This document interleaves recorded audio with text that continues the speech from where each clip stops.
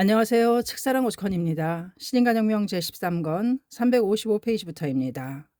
저자는 이케다 다이사쿠, 펴낸 것은 화강신문사입니다. 해가 바뀌고 2월 17일은 음력 설날이었다. 오키나와에서는 양력설보다도 음력설을 성대하게 치르며 친척들이 모여 축하하는 풍습이 있다. 그런 까닭에 신씨는 사회성을 고려해서 다카미 후쿠에스와 이야기하고 이날은 굳이 해합을 하지 않도록 했다. 다카미는 이날 신씨가 해관건설 예정지 등을 시찰할 수 있도록 계획을 세웠다. 신씨는 시찰하러 나서기 전에 고고정의 간부와 스태프들에게 감사와 위로의 뜻으로 오키나와 본부 옥상에서 함께 기념사진을 찍었다. 그런 다음 옥상에서 아래를 바라보니 수많은 회원들이 모여 있었다. 모두 나를 만나러 와주었군요. 신씨는 어제에 이어 또다시 함께 근행을 하기로 했다. 다카미는 땀이 배어 나오는 상태에서도 열심히 기원을 울리는 신씨를 보고 가슴이 뭉클했다. 선생님은 오키나와에 도착하신 후로 잠시도 쉬지 않고 멤버들을 격려하는 데 힘을 쏟으며 몇 번이고 거듭해서 모두와 함께 근행을 해주신다. 보이는 모든 사람들에게 격려하려고 보이는 모든 사람들을 격려하려고 오키나와 천지의 구석구석까지 묘법을 스며들게 하라고 결의하신 거야. 그리고 이를 위해 생명을 걸고 계신다. 다카미는 신씨의 행동을 통해 눈부시리만큼 아름다운 정성과 지극히 성실한 자세를 느꼈다. 이것이 학회의 마음인가?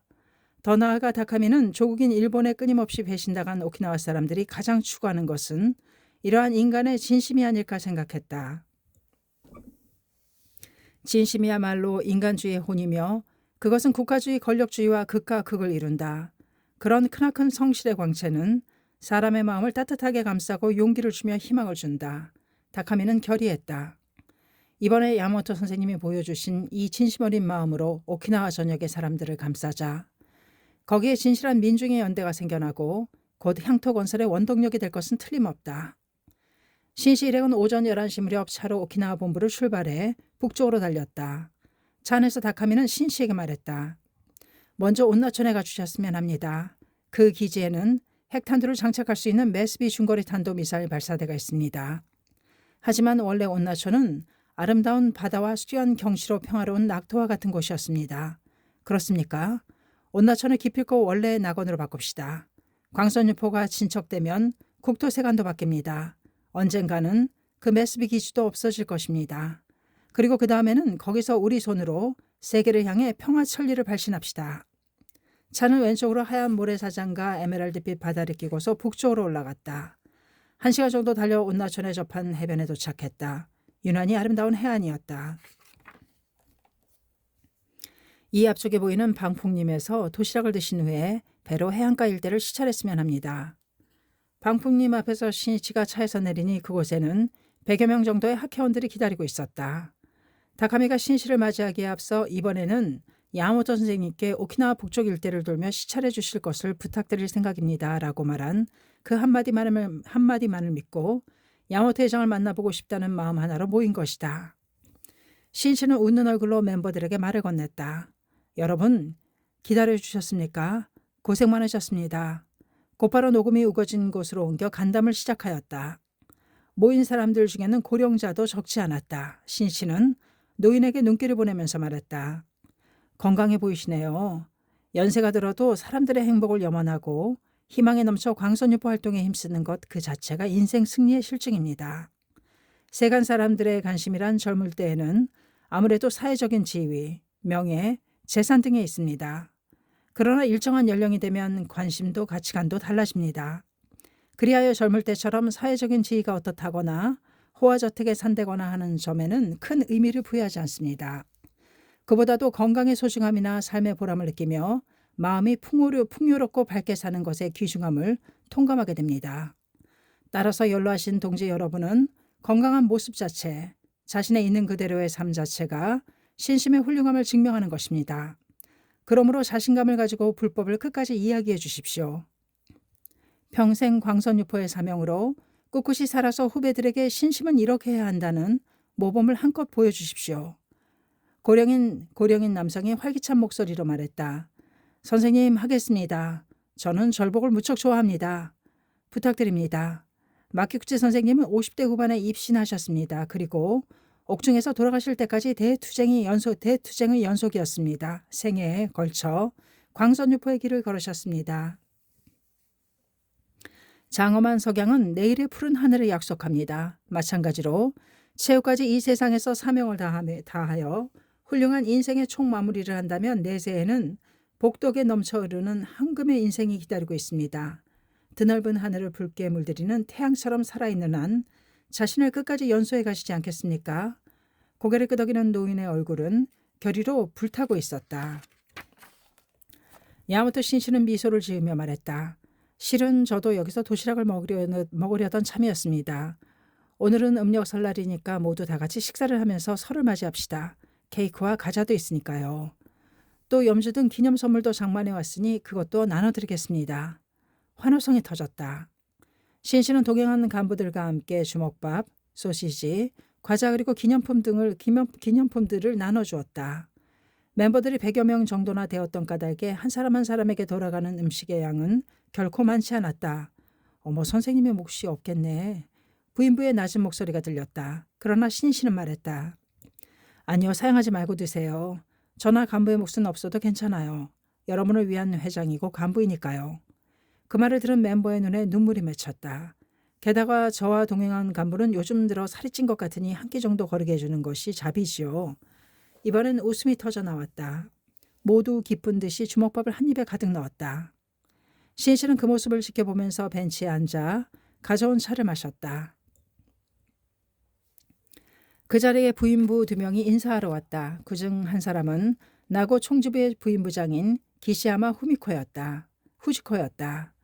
신이치는 기시야마의 고투에 대해서는 다카미에게 상세한 보도를 받은 터였다. 기시야마가 입회한 것은 1960년 10월이었다. 부부가 함께 잡화점과 식당을 경영하였으며 세 아들과 2딸이 있었다.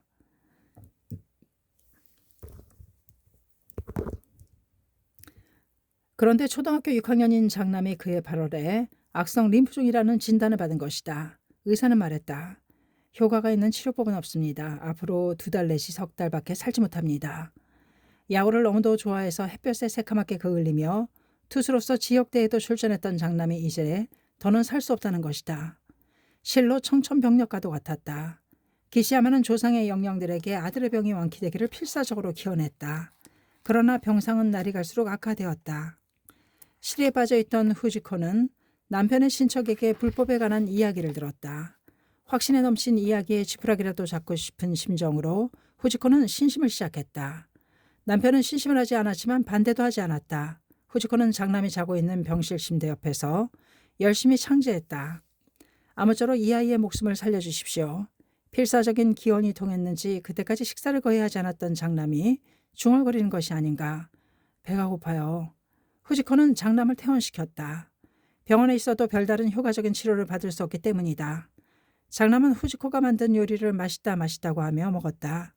또 병원에서는 늘 통증에 시달렸지만 집에서 함께 창제하는 동안에는 통증을 호소하는 일이 거의 사라졌다.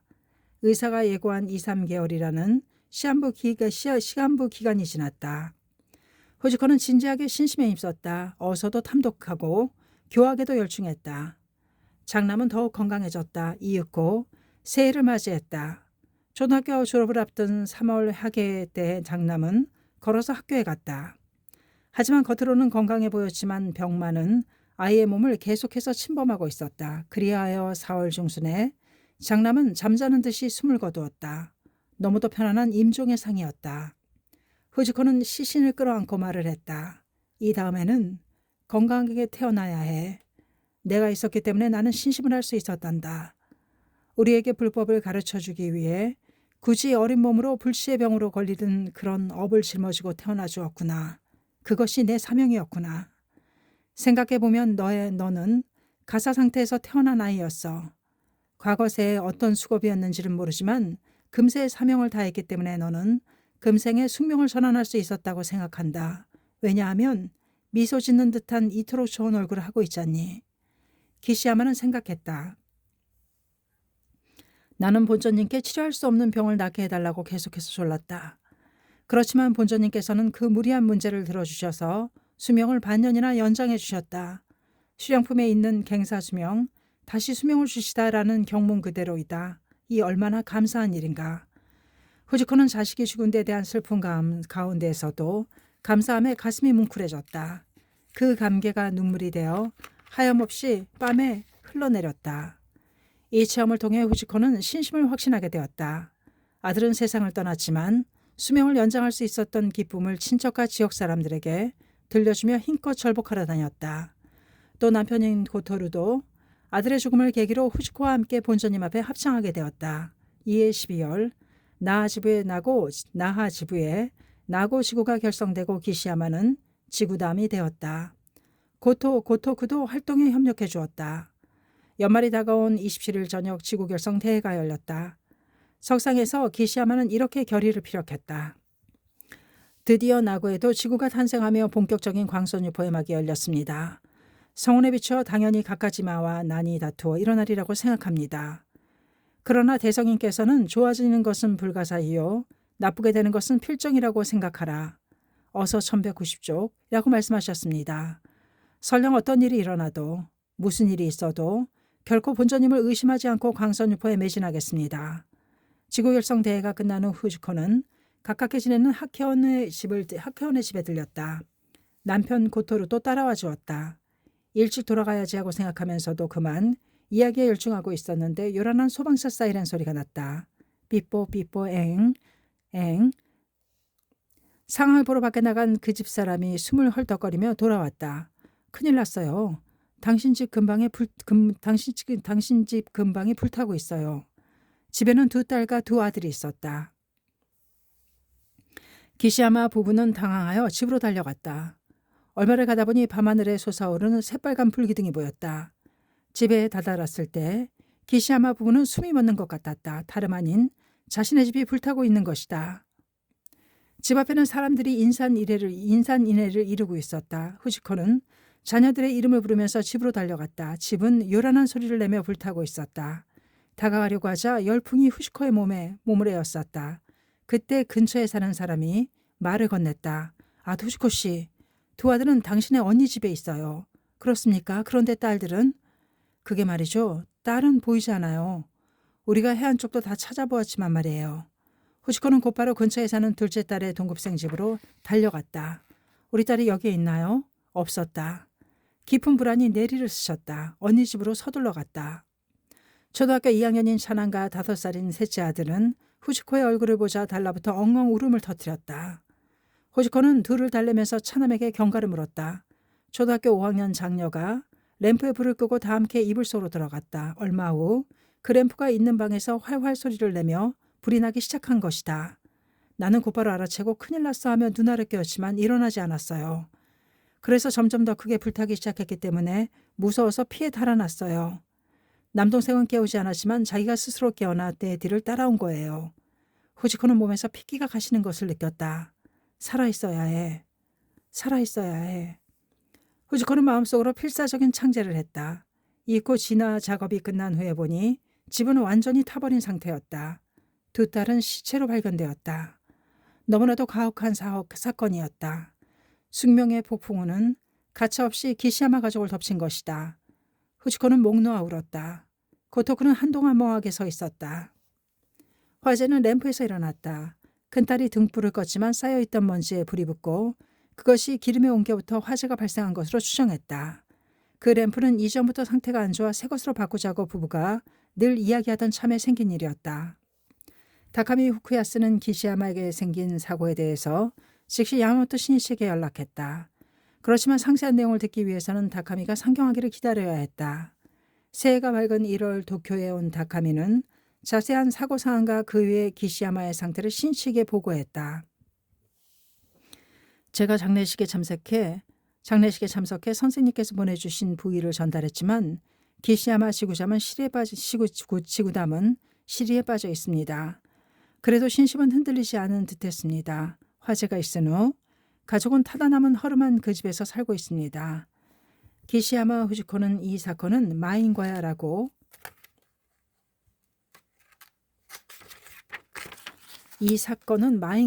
확신하며 본서님에게 불신을 품지는 않았다.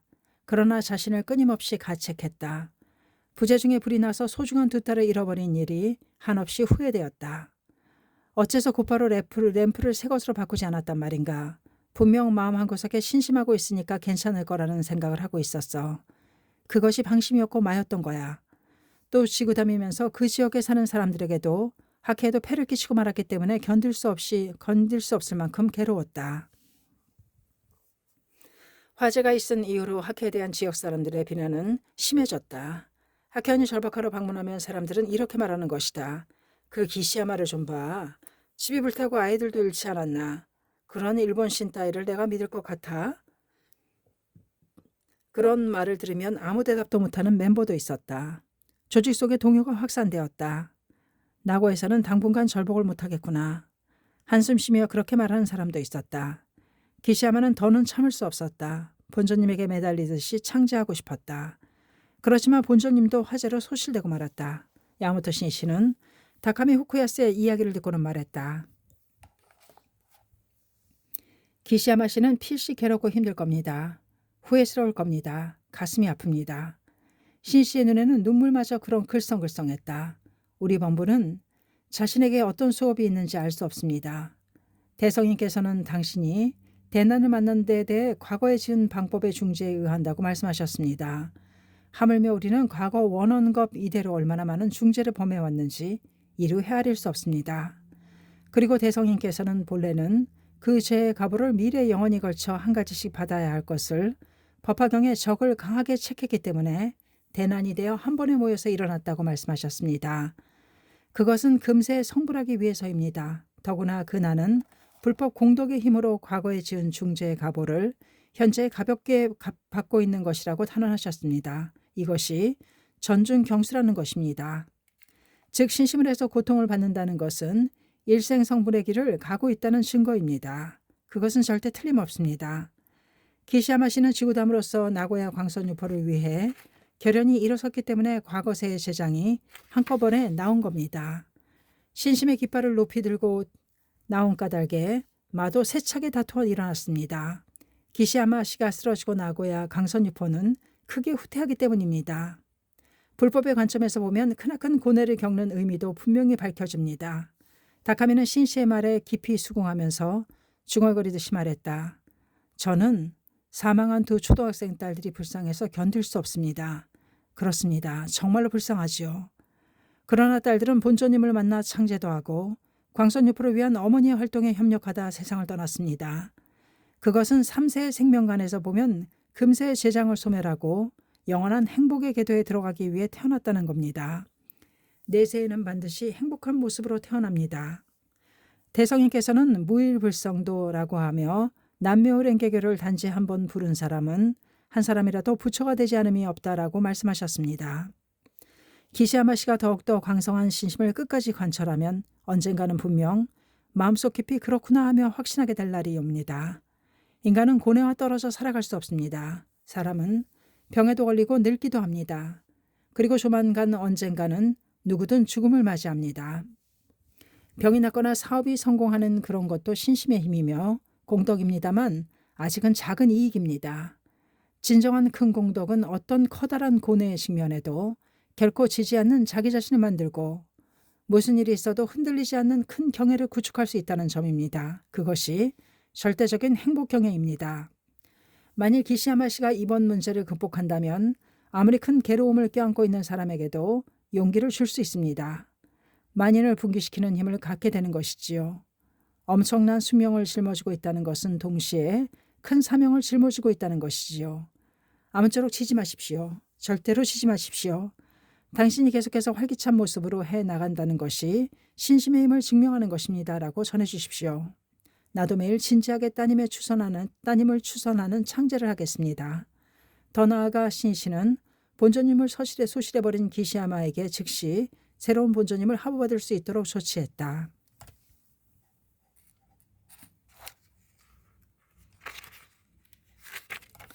신이치의 지도는 오키나와로 돌아온 다카미를 통해 기시야마 후지코에게 전해졌다. 그것은 기시야마의 마음을 크게 뒤흔들어 결의를 더욱 새롭게 하는 계기가 되었다. 저는 지지 않겠습니다. 나고의 사람들이 학회는 옳았다. 굉장한 종교다라고 말할 때까지 철저하게 노력하겠습니다. 후지코는 남편 고토루에게도 죽은 아이들을 위한 진정한 수선은 이 불법밖에 없다고 호소했다. 고토로도 열심히 신심에 힘쓰며 학회활동에 열중하게 되었다. 화제를 당해 넌더리를 내기는커녕 오히려 부부가 함께 신심을 하는 모습이 어이없다는 듯 아연히 바라보는 사람도 있었다. 얼마 뒤 이런 일이 있었다. 당시 미군은 지역 주민들과 친선을 도모하기 위해 각 마을의 촌장들과 정기적으로 간담회를 갖고 있었다. 그 자리에서 미군 장교가 어려운 일이 있으면 상담하세요라고 말하자 기시야마가 사는 마을의 촌장이 기시야마 부부가 화재로 집을 잃은 사실을 전했다. 미군 장교는 곧바로 기시야마의 가족이 살고 있는 곳간에 와서 기시야마 고토로에게 물었다. 매우 힘든 상황인 듯한데 필요한 것은 없나요? 집입니다. 그것을 짓기 위해 자재가 필요합니다. 집이라. 장교는 그를 기지로 데려갔다. 그리고 함석 지붕의 목조 가옥을 보여주었다. 이것을 당신에게 제공하고 싶은데 어떤가요? 집 안으로 들어가 보았다. 아직 충분히 쓸 수 있었다. 이것을 주시는 겁니까? 고맙습니다만 저는 도저히 운반할 수 없습니다. 장교는 미소를 띠며 말했다. 걱정 마세요. 우리가 운반해 줄 테니까. 그리고 집안을 깨끗하게 수리해 주었다. 또 도로에 차량 통행을 금지시키고 10km 남짓 떨어진 불탄 자리까지 트레일러로 운반해 주었다. 기시야마 부부는 화재에 이어 집을 얻은 사람으로 점점 더 유명해졌다. 또 경영하던 잡화점과 식당도 재개할 수 있었다. 본처님은 우리를 지켜주고 있다. 강한 확신을 가진 부부는 날이면 날마다 절복하러 다녔다. 그러나 친척과 지역 사람들은 좀처럼 신심에 관한 이야기에 귀를 기울이려 하지 않았다. 부부를 가소롭게 여기고 코웃음 치는 경우도 많았다. 그렇지만 의연했다. 후지코는 가슴을 펴고 당당하게 말했다. 우리는 장남을 병으로 잃고 또 화재로 두 딸을 잃었습니다. 여러분께도 폐를 끼쳤습니다. 그러나 이에 굴하지 않고 일어섰습니다. 괴로움을 떨쳐버리고 미래의 희망을 가지며 활기차게 살아가고 있습니다. 신심을 해도 인생에는 온갖 시련이 있기 마련입니다. 생각지도 못한 커다란 슬픔을 겪는 경우도 있으리라 생각합니다. 그렇지만 어떤 일이 있어도 지지 않고 살아가는 힘의 원천이 신앙입니다. 우리는 반드시 행복해집니다. 지켜봐 주십시오. 그 외침이 점차 사람들의 의심을 풀어갔다. 슬픔의 수렁에서 가면이 일어선 기시야마 부부의 모습에 공감해서 신심을 하는 사람도 생겼다. 오키나와에서는 그때 그 전쟁에서 소중한 가족을 잃은 가정이 적지 않았다. 그런 쓰라린 맛을 경험한 사람들은 기시야마 부부의 강한 모습이 얼마나 존귀한지 잘 알 수 있었다. 후지코는 생각했다. 인생은 고뇌의 연속일지도 모른다. 그렇지만 고뇌가 곧 불행은 아니다. 불법은 번뇌 즉 보리, 생사 즉 열반이라고 설하지 않는가. 장남도 두 딸들도 나에게 그것을 증명하기 위해 세상을 떠난 것이 틀림없어. 아니, 그 사명을 내게 주기 위해 태어난 거야. 후지코는 지금은 죽고 없는 자기 아들에게 다짐했다. 엄마는 내 자신의 삶을 통해 신심의 위대함을 증명하고야 말겠다.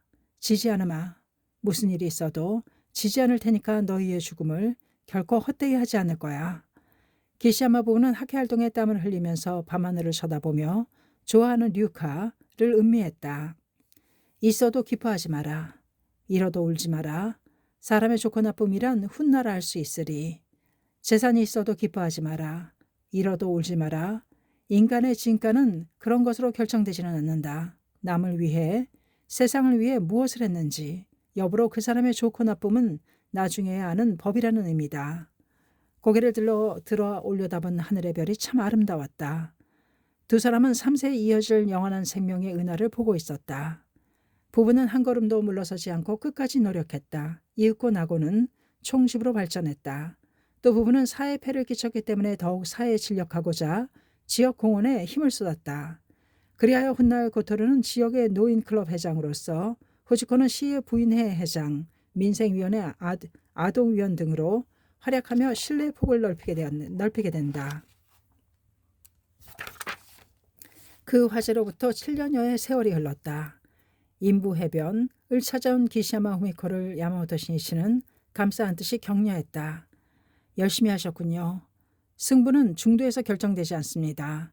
최후에 이기는 사람이 인생의 승리자입니다. 평생 오직 광포의 길을 달리고 또 달려 오키나와 제1, 일본 제1의 행복한 사람이 되어 주십시오. 기시야마 후지코는 몇 번이고 고개를 끄덕이면서 입술을 깨물며 감격의 눈물을 꼭 참았다. 후지코는 야마모토 선생님을 만나 뵙게 되면 꼭 나고에 와주시라고 부탁드리자고 준비해온 말을 하고 싶었다. 사실 나고에서는 멤버들이 야마토 선생님이 반드시 오신다며 회원 집에 모여 있었다.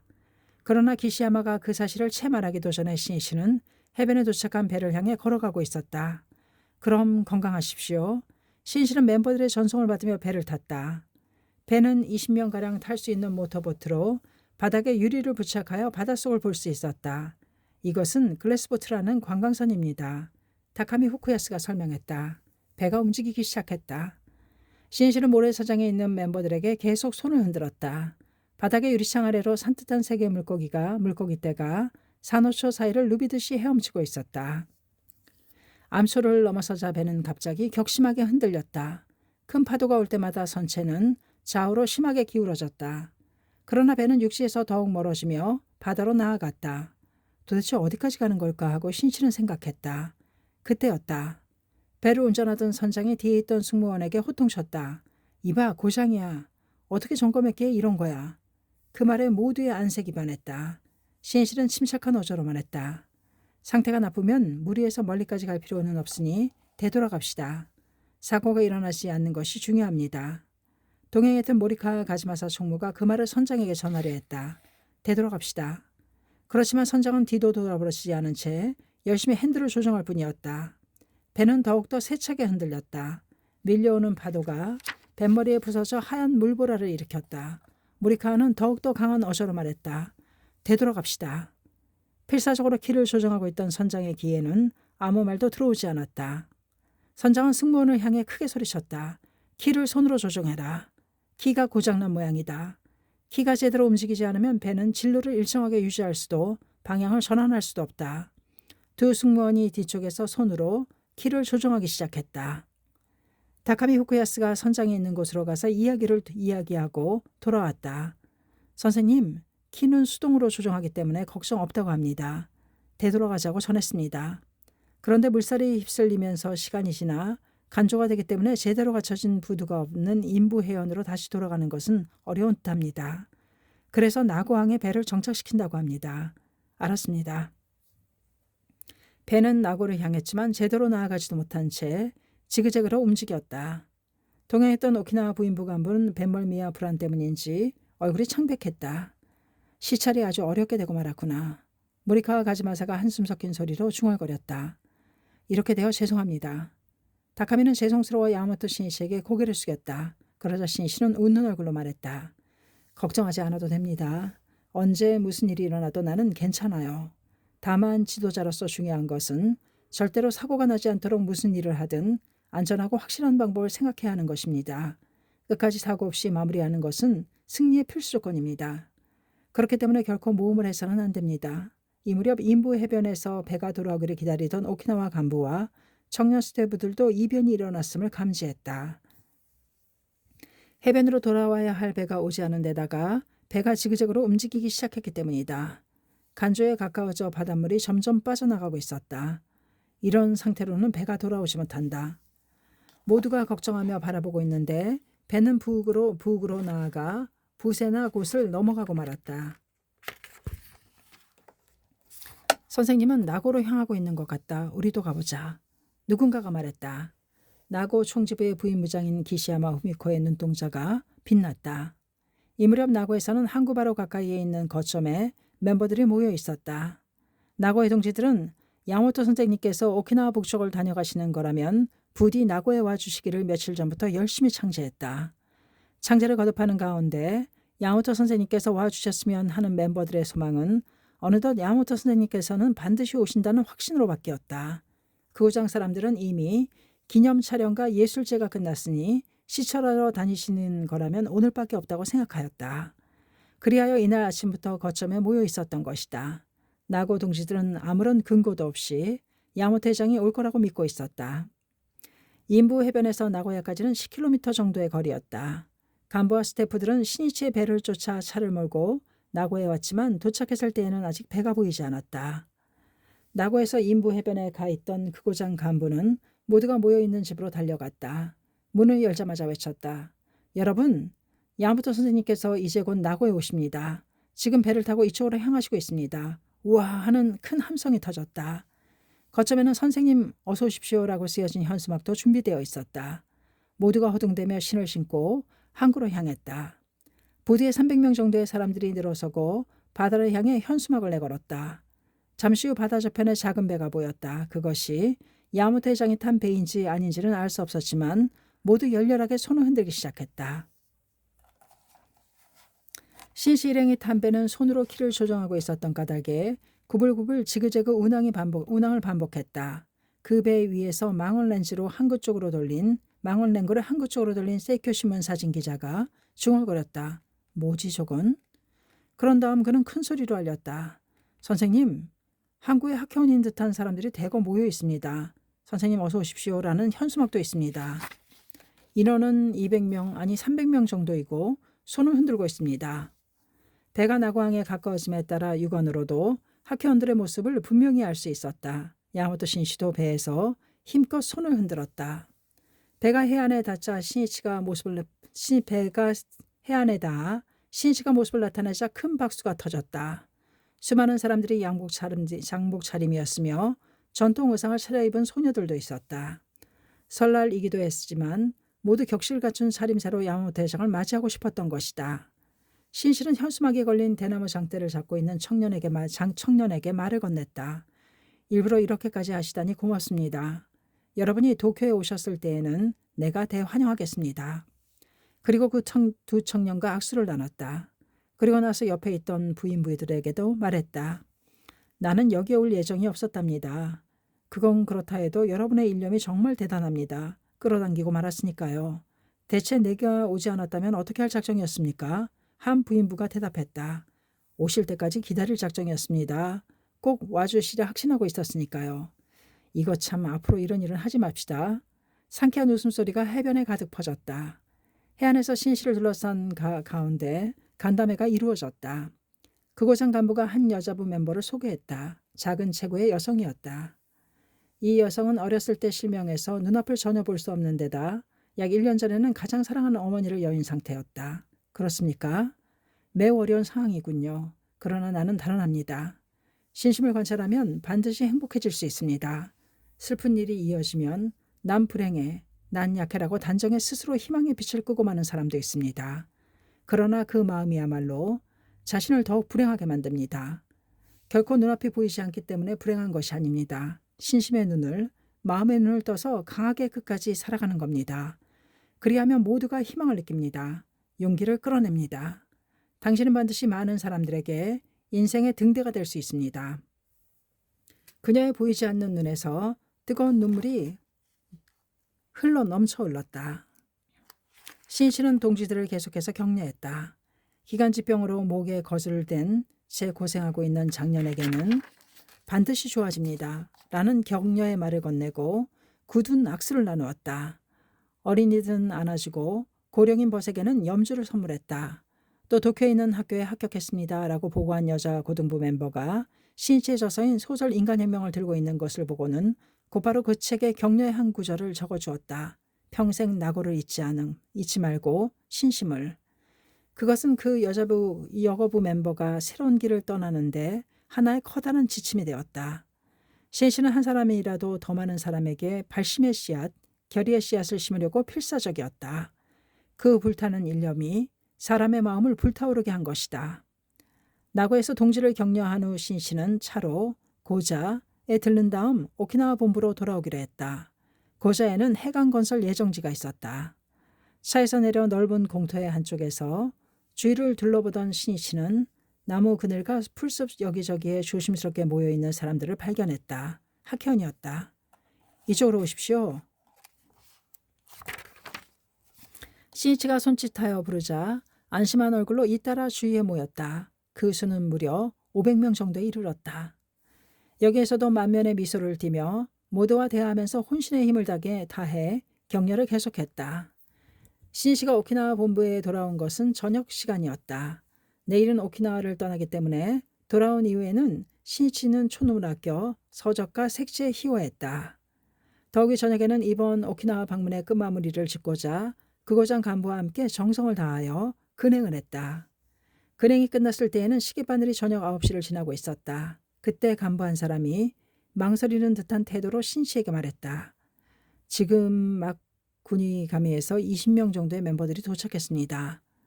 도쿄에서 동행해온 간부의 얼굴이 어두워졌다. 신씨는 연일 격려에 격려를 거듭하였던 만큼 측근의 모두가 그의 몸 상태를 염려하였다.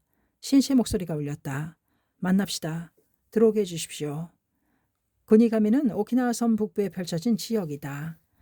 여기서도 야마모토 회장이 오키나와 섬의 북쪽을 시찰한다는 말을 듣고 그렇다면 군의감의의 선생님을 모시자며 열심히 창제를 거듭했다.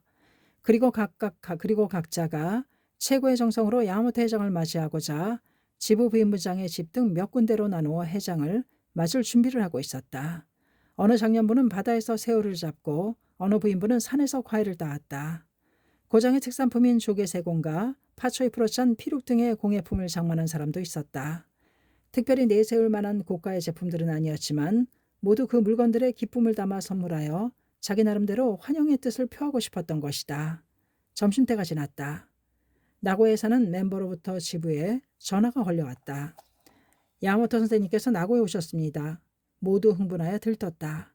나고야에 오셨다면 군의감의에도 오실 게 분명해. 어떤 확실한 증거도 없었는데 모두들 그렇게 생각했다. 멤버들은 야마모토 회장을 환영하려고 지부의 주요 해합 장소에서 대기하고 있었다. 그 중에서 도로에 나가서 기다리는 사람도 있었다. 그렇지만 그로부터 잠시 후에 또다시 나고야에서 연락이 왔다. 야마모토 선생님께서는 오키나와 본부로 향하셨습니다.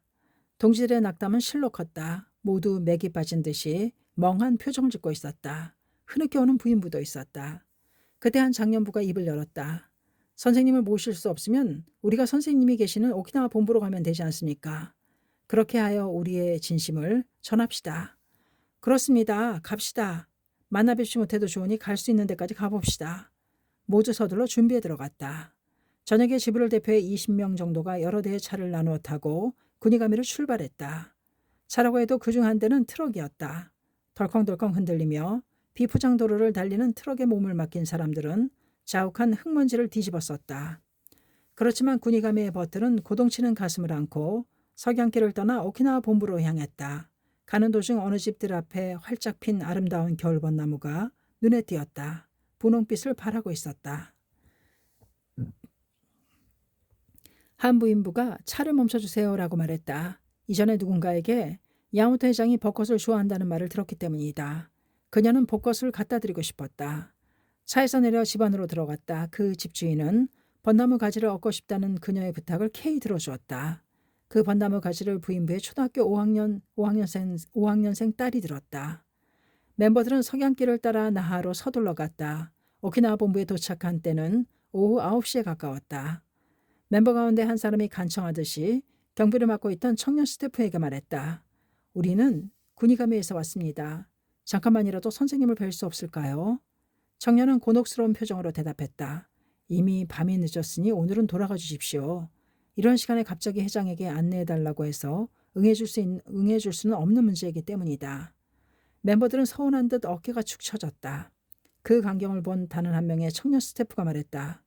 무리일 듯 싶습니다만 여쭤볼 테니 잠시 차 안에서 기다려 주십시오.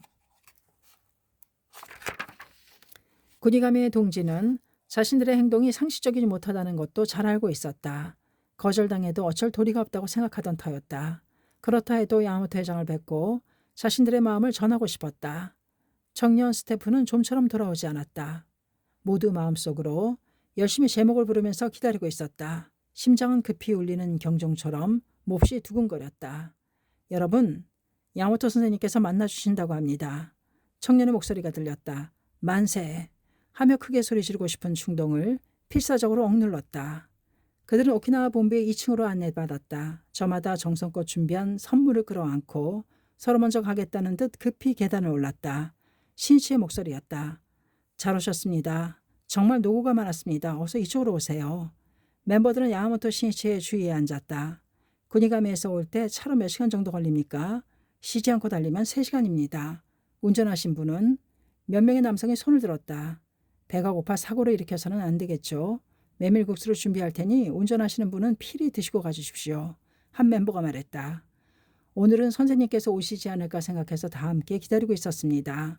이 다음에는 꼭 군의감에 와주십시오. 그래요. 기다리고 있었단 말인가요? 저런 죄송하게 되었군요. 몇 명 정도가 기다리고 있었나요? 전부 100명 정도입니다. 그분들에게 아무쪼록 안부 말씀 잘 전해주십시오. 여러분에게 염주포를 드리겠습니다. 측근 간부가 곧바로 염주포를 준비했다. 선생님, 이것을. 부인부가 가지고 온 짐을 풀어 오키나와에 귤을 내밀었다. 신이치는 감사하다는 말을 하며 귤 한 개를 짚고는 모두에게도 권했다. 멤버들은 파초에 풀어짠 피륙과 조개를 세공한 장식품 등 지참한 물건들을 잇따라 신이치 앞에 풀어 펼쳤다. 나는 물건은 받지 않으려고 합니다만 여러분의 존귀한 정성임으로 받겠습니다. 불단 앞에 올리겠습니다. 나도 선물을 드리겠습니다. 한 소녀가 자기 키만한 짙은 분홍색 벚꽃이 활짝 핀 겨울 벚나무 가지를 들고 앞으로 나왔다. 소녀는 자신이 직접 야마토 회장에게 건네주고 싶다며 이 벚꽃을 계속 들고 있었던 것이다. 신이치는 벚꽃을 받아 들고 나서 소녀를 옆에 앉게 했다. 고마워요. 예쁘구나. 오키나와에는 벌써 벚꽃이 피었구나. 소녀는 고개를 끄덕였다. 몇 살이지요? 그렇지만 소녀는 말없이 가만히 있었다. 눈물이 넘쳐 흘러 대답을 할 수 없었다. 소녀는 어렸을 때 아버지를 여의고 어머니 손에서 자랐다. 어머니에게 자주 신씨의 이야기를 들은 소녀는 나도 선생님을 뵙고 싶다고 계속해서 기원해왔다. 소녀는 어깨를 떨며 흐느끼기 시작했다. 오키나와 간부가 소녀의 아버지는 이미 사망했다는 사실을 야마토 신씨에게 전했다. 그렇습니까? 외로웠겠군요. 오늘부터 내가 아버지가 되어줄 테니 이젠 울지 않는 거예요. 우리 소녀부는 뭘 좋아하죠? 감싸 안는 듯한 상냥하고 따뜻한 목소리였다. 소녀는 점점 더 흐느껴 울었다. 흐느껴 울었다. 함께 와 있던 어머니가 대신해서 대답했다. 딸은 피아노를 좋아합니다. 피아노란 말이지. 피아노는 무거워서 가져올 수 없는데. 모두의 웃음이 터져 나왔다. 신씨는 소녀에게 말했다. 평생 지켜보겠습니다. 만약 괴로운 일, 힘든 일이 있으면 편지를 쓰는 거예요. 기운이 날 때나 기분이 좋을 때는 괜찮지만 힘들 때야말로 어려워하지 말고 내 가슴속으로 뛰어들어오세요. 앞으로는 무슨 일이 생긴다 해도 쉬면 안 돼요. 넘어지고 또 넘어지고 넘어져도 신심으로 일어서서 앞으로 또 앞으로 나아가야 해요. 반드시 꼭 행복해지는 거예요. 그리고 신이치는 측근 간부에게 새 노트를 가져오도록 부탁했다. 건네받은 노트를 펼치더니 신이치는 글을 써내려갔다. 군의감의 벗의 영광을 영원히 기록해두기 위해 여기에 이름을 남기노라. 신이치. 그리고 나서 각자의 이름과 나이를 적어달라고 말하고는 노트를 돌렸다. 노트는 한 바퀴 돌아 신시계로 되돌아왔다. 모두 격식을 갖춘 차림을 하고 있었지만 생활과 힘겹게 투쟁하고 있는 사람도 적지 않았다. 그러나 그 얼굴에는 청정한 신심의 황금빛이 비치는 듯했다. 신이치는 합장하는 마음으로 거기에 쓰여진 이름에 가만히 시선을 주었다. 이 노트는 존귀한 광선유포의 기록으로서 오키나와의 해관에 영구 보존하겠습니다. 또 여러분이 무사히 귀가하시도록 함께 제목을 부릅시다. 신이치는 본尊님을 향했다. 군의감에 벗은 기쁨에 넘쳐 신이치의 낭낭한 목소리에 맞춰 창제했다. 야마토 신이치가 오키나와에 체제한 시간은 3박 4일에 지나지 않았다. 그러나 그 방문은 오키나와 동지들에게 무한한 용기를 주어 낙토 건설을 향한 불효불굴의 투혼을 불태우게 하기에 충분하였다. 도쿄로 돌아오고 나서 8일 후인 2월 26일 지오다구에 있는 니온부도칸에서 2월 본부간부회가 개최되었다. 야마토 신이치의 당당한 목소리가 커다란 강당에 울려 퍼졌다. 학회 국내 세대수는 이번 2월로 대망의 700만 세대를 달성했습니다. 대단히 노고가 많으셨습니다. 그 순간 우레와 같은 큰 한성과 박수가 무도관을 뒤흔들었다. 1966년 11월에 600만 세대를 달성한 이후로 불과 2년 3개월 만에 100만 세대를 확대했다. 실로 광선유포는 파죽 시세로 진행되어 행복과 환희의 큰 물결이 일본 열도를 에워싸고 있었다. 신실은 말을 이었다. 대성인께서는 싸움에는 대장군의 혼으로 하며 대장군이 겁먹으면 병졸은 겁쟁이가 되느니라 라고 말씀하셨습니다. 이 700만 세대는 여러분이 대장군이 되어 용기를 갖고 철저히 투쟁한 증거입니다. 대성인께서도 또 마키구치 선생님, 도다 선생님께서도 틀림없이 여러분의 장한 모습을 기뻐하시며 칭찬해 주실 것입니다. 용기는 희망을 불러일으키고 힘을 솟게 합니다. 용기야말로 자신의 작은 세계를 부수고 경애를 끌어올리는 원동력입니다. 대장군 여러분, 마침내 새로운 건설의 막이 열리고 창가용자들의 진열을 갖추었습니다. 신시대가 도래했습니다. 우리의 가슴 속에 더욱더 용기의 빛을 내면서 이제부터 역사의 큰 무대로 힘차게 뛰어나가지 않으시렵니까? 대승리의 사자후가 메아리친다. 동지들의 얼굴이 저마다 결의의 각오로 빛난다. 아직 강선유포가 되지 않는 동안은 신명을 버리고 수력 홍통을 해야 할 것, 바로 이것이 창가의 정신이다. 광선유포를 확대하는 가운데 비로소 사제의 직도가 있고 인류의 행복과 평화를 위한 확실한 태도가 있는 것이다. 신인간혁명 제13권 마지막 부분이었습니다. 감사합니다. 책사랑 오죽헌이었습니다.